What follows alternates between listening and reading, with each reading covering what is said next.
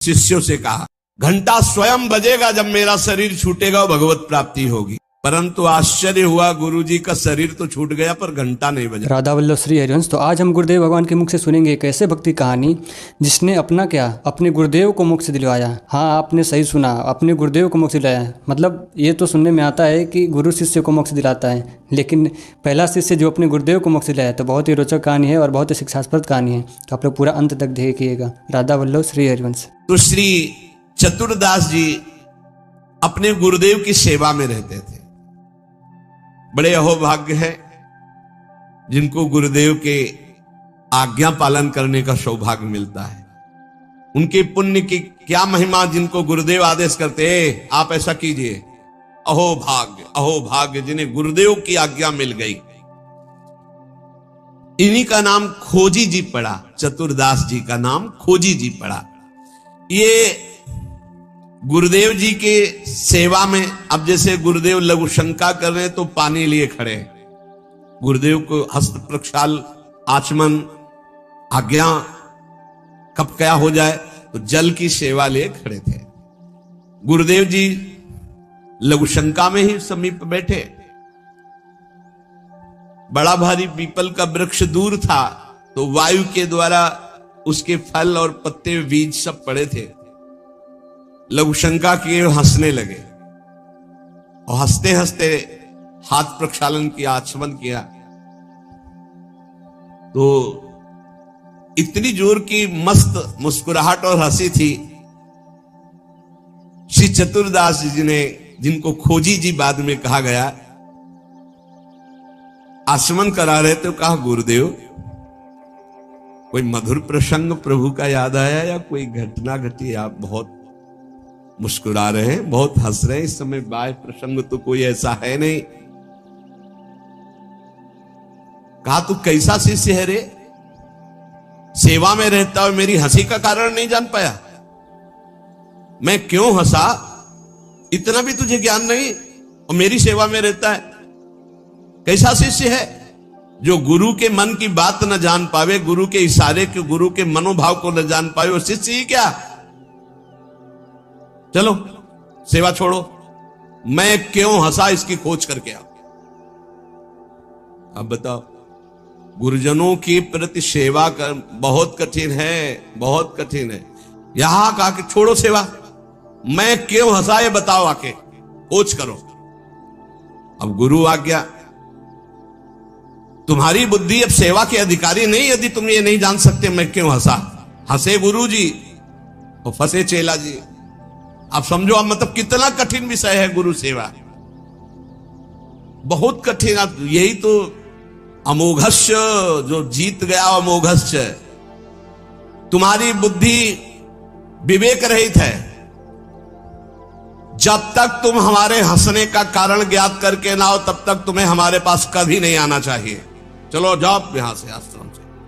हमारे मन की बात जब जान जाओगे कि मैं क्यों हंसा, उसका कारण सही बताओगे आकर के, और जो मैं मन में सोच रहा था तो फिर सेवा में रख लूंगा, तब मैं मानूंगा कि तुम मेरे सच्चे शिष्य हो और सेवक हो।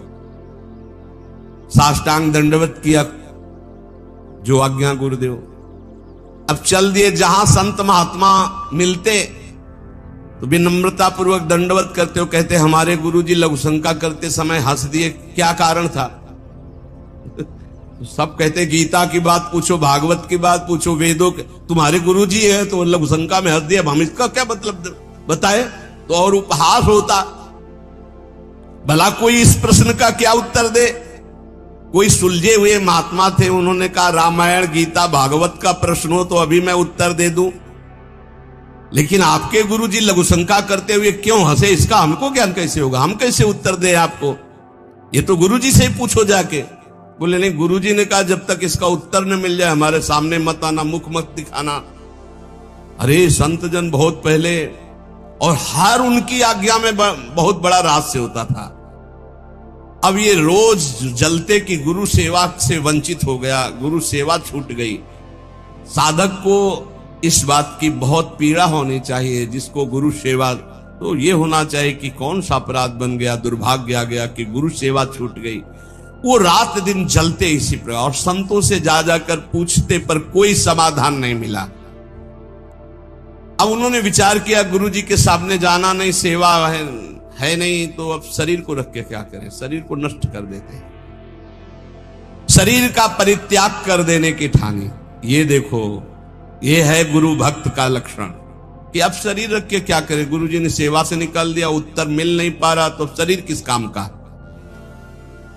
अब वो एकांत में निर्जन वन में जाकर बैठ गए और नाम जप करने लगे और सोचा बस भूख प्यास से पीड़ित होकर यही शरीर छोड़ दूंगा, कुछ खाना नहीं, कुछ पीना नहीं, रात दिन भगवान नाम जप करना, शरीर छोड़ दूंगा। गुरु की आज्ञा पे थे, जिज्ञासा प्रबल थी, सेवा छूट गई थी, पीड़ा बहुत थी। अभी कुछ ही दिन हुए थे, न अन्न न जल, रात दिन नाम जप और शरीर छोड़ने का संकल्प। महामहिम श्री कबीरदास जी प्रकट हुए, होगा ए भाई आंख खोलो। आंख खोला तो देखा कबीरदास जी, साष्टांग दंडवत किया। हाँ, क्या प्रश्न है तुम्हारा, क्यों इतना कष्ट सह रहे हो? इसका मतलब समझ रहे हो? जब कोई सच्ची भावना से भगवान का भजन करता है तो भगवान अपने दिव्य पार्षदों को भेज देते हैं समस्या का समाधान।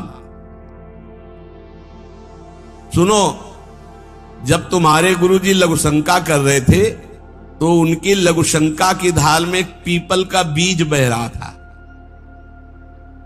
बीज को बहते हुए लघुशंका में देखकर गुरुजी विचार करने लगे कि ओहो, देखो इस बीज में पीपल का पूरा वृक्ष छुपा हुआ है। लेकिन जब ये बीज पीपल में था तो कितना वंदनीय और कहां सुव्यवस्थित था, और जब ये पीपल से अलग हुआ तो लघुशंका में बह गया।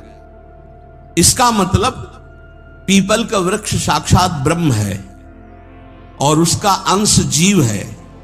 जीव जब अविद्या के कारण ब्रह्म से अलग हो जाता है तो मलमूत्र के द्वारों में बह जाता है, आसक्ति होकर। और अगर वो ब्रह्म से जुड़ा रहे तो वो ब्रह्म में पूजनीय और ब्रह्ममय हो जाता है। ब्रह्मविद ब्रह्मयु भवति, कबीरदास जी ने व्याख्या करके बताई कि जब वो ब्रह्म से जुड़ा रहता है तो ब्रह्ममय रहता है, जब ब्रह्म से अलग हो जाता है तो मलमूत्र के शरीर में आसक्त होकर मलमूत्र के द्वारों के भोगने में पूरा जीवन नष्ट कर देता है। जीवात्मा जब प्रभु से विमुख हो जाता है तो उसकी यही दुर्गति होती। जैसे पीपल के वृक्ष से फल से वो बीज अलग हो गया तो लघुशंका के प्रवाह में बह गया, और नहीं तो इतना महान वृक्ष उसमें छिपा हुआ है कि अगर उसे सुव्यवस्थित किया जाए। जीवात्मा जब भगवान से विमुख हो जाता है तो भव प्रवाह में मलमूत्र के द्वारों में बहने लगता है। कैसे? गर्भाशय में गया तो मलमूत्र के द्वार जहां है वहीं गया, और मूत्र के द्वार से ही तो गया। जीवात्मा का सृजन कैसे हुआ? मूत्र द्वार से ही हुआ। और है कहां? गर्भाशय के आसपास मलाश्रय, मूत्राश्रय। जीव जबते हरिते बिलगान्यो तबते देह गेह निज जान्यो, माया बस स्वरूप बिसरायो ते भ्रमते दारुण दुख पायो। जैसे बीज में वृक्ष तथा वृक्ष में बीज मूल रूप से विद्यमान है, उसी प्रकार से परमात्मा समस्त जगत में और जगत में परमात्मा विराजमान है। परमात्मा में सारा जगत और जगत में परमात्मा विराजमान है। पर जब जीव भगवान से विमुख हो जाता है तो ऐसे ही मलमूत्र के द्वारों में भटकता रहता है। अरे मेरे गुरुजी के हंसने का इतना गूढ़ रहस्य। खोजी जी का संशय मिट गया और गुरुदेव के पास आए, साष्टांग दंडवत किया।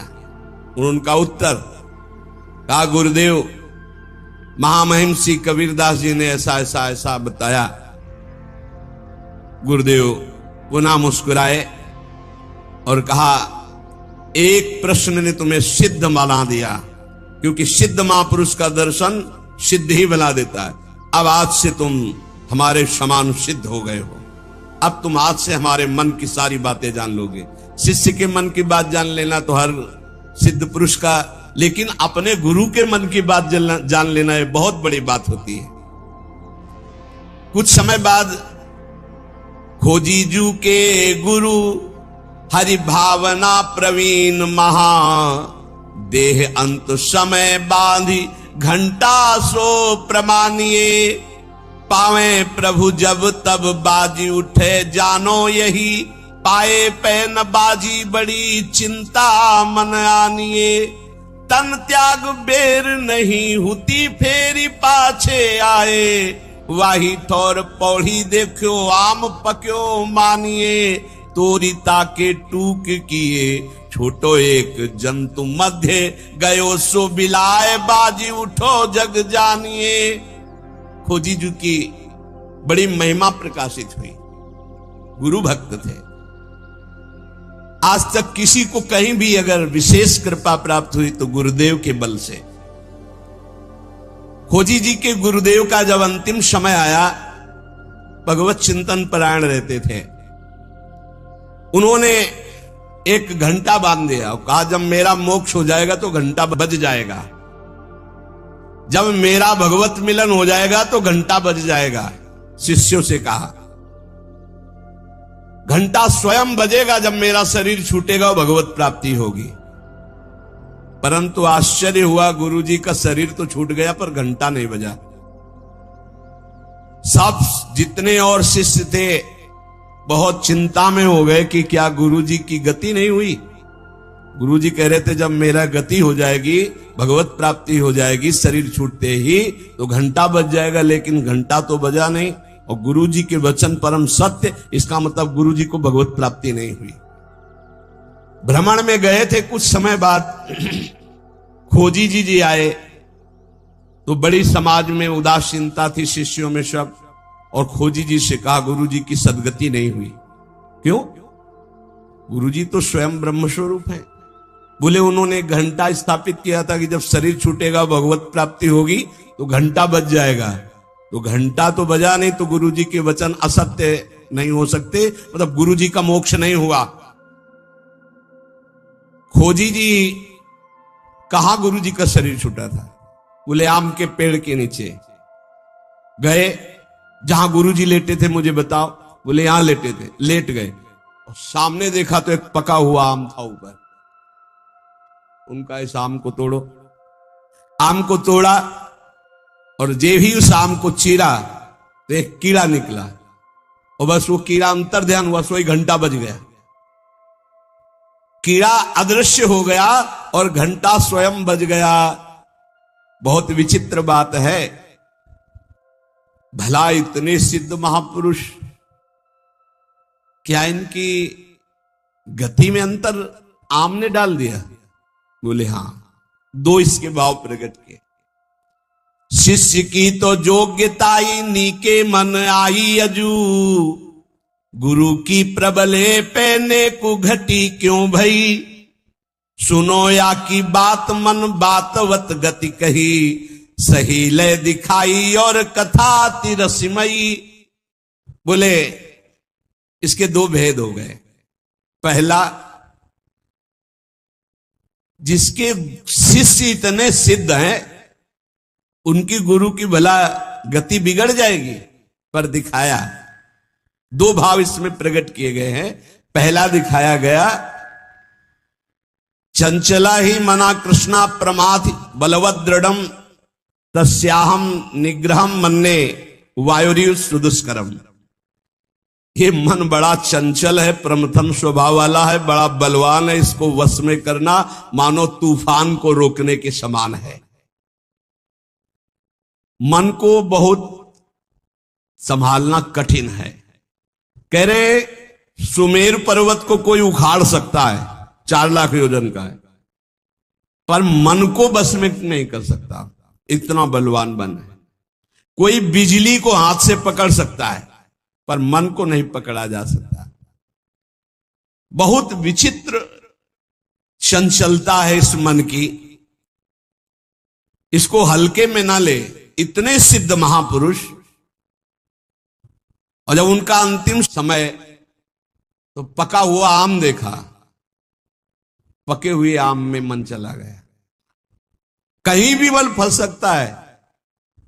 इतने सिद्ध महापुरुष आम में तो घंटा नहीं बजा। ये पहला जन साधारण के लिए।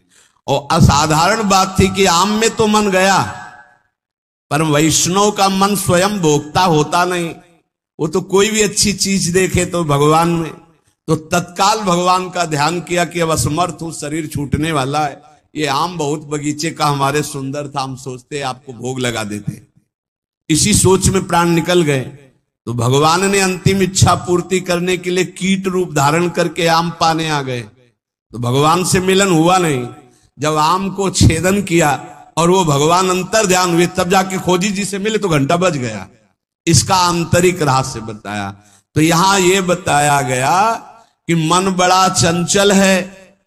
भगवत प्राप्ति करने वाले उपासक को कहीं भी अपने मन की वृत्ति ना अटक जाए, इसमें अंतिम तक सावधान रखना है। अंतिम तक कभी भी फंस सकती है।